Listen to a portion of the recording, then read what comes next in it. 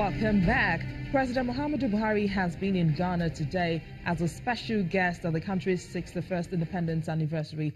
When he comes back to the country, he is expected to visit Benue, Yobe, Zamfara and River State, which have been hotspots in recent months over herdsmen and Boko Haram attacks. While the presidency has come under criticism over its seeming slow response, the president has defended his action, saying he does not always have to be out on the field. What do analysts think of the impending visit and the president's response? Well, one of them joins us now, and he's Dr. Sam Amadi, a political scientist who joins us from our studio in Abuja. Thanks for coming on the program, Dr. Amadi. Now, what do you make of the impending visit? Too little, too late? Well, too little, too late, but they said better late than never. I compare it to a pencil painting on a very dark canvas. It doesn't come out clear.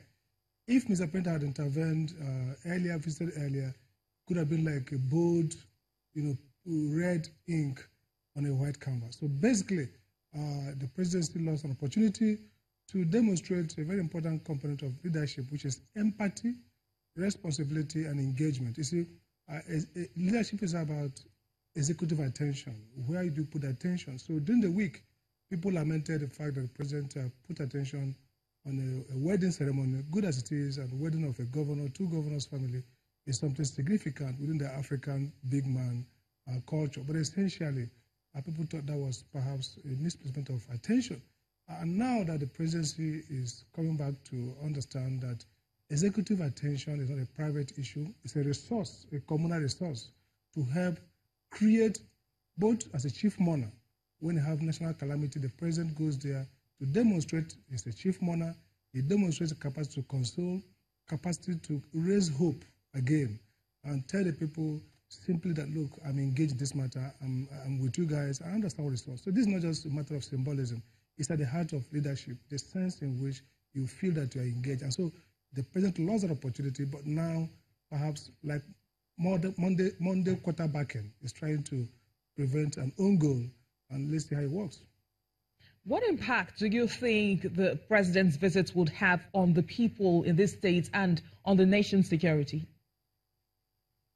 First and foremost, I think perhaps on the good side, it could provide them a bit more intelligence. I mean, sometimes the idea of talking to people is not just to talk. It's also because you get some nuances that you're not getting sequestered in villa with some foreign policy, security power brokers who may have vested interest in the outcome. So Mr. President is there in the field talking to communities, meeting the leaders, and so somehow he could, if he's well-meaning and open, he could have some glimmer of new understanding, new ideas. So this can really equip him to go back to the drawing board and have fresher perspective on the crisis. And also on the positive side, it could kind of towel the eyes. It could reduce the pressure. People will, Benue, for example, feels that this president is against us. He has started with his kinsmen.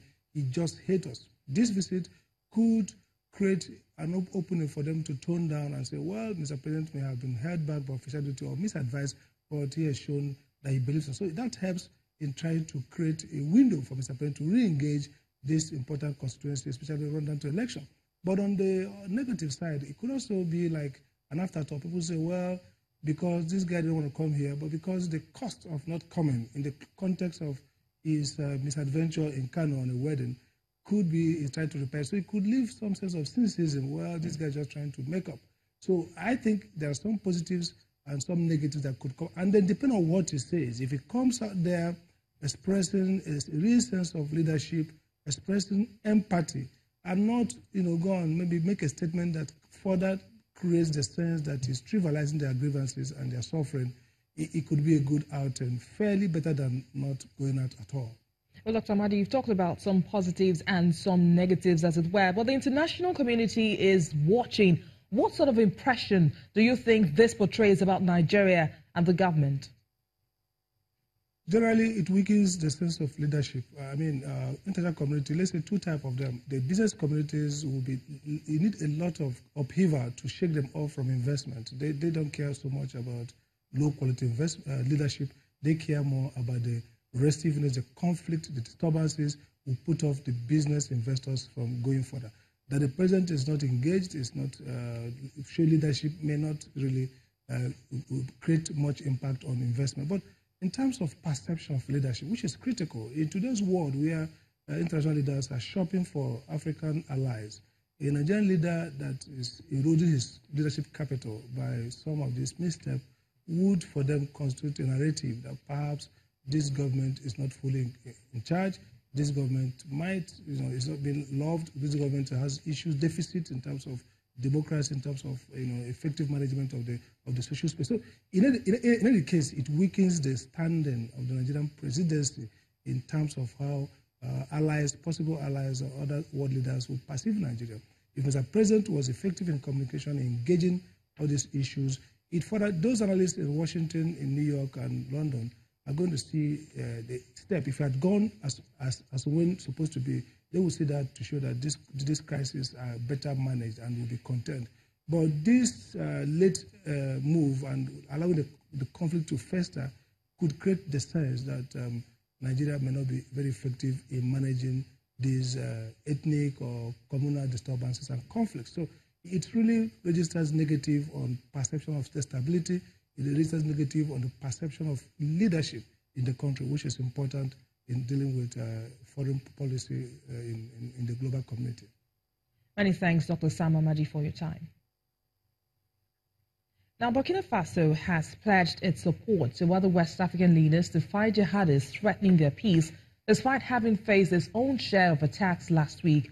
President Marc Roch was joined by the presidents of neighboring Togo and Niger in a show of solidarity with each other and the former colonial master France, whose forces intervened 5 years ago to stop militants taking over neighboring Mali. An Al-Qaeda affiliate claimed responsibility on Saturday for the attacks on the army headquarters and French embassy in Ouagadougou that also killed 8 gunmen. France is pinning hopes on the so-called G5 Sahel force comprising the armies of Mali, Mauritania, Niger, Burkina Faso and Chad to enable it to start withdrawing the 4,000 troops it still has stationed in the region. The G5 Permanent Council, chaired by Niger President Mahamadou Issoufou, met in Ouagadougou on Monday, although Togolese President Faure Yassigbe was the only other president at the meeting. Now, a report by UNICEF says the total number of girls married in childhood is now estimated at 12 million a year. The new figures point to an accumulated global reduction of 25 million fewer marriages than would have been anticipated under global levels 10 years ago. Here in Nigeria, poverty is said to be the biggest problem as to why child marriages have thrived.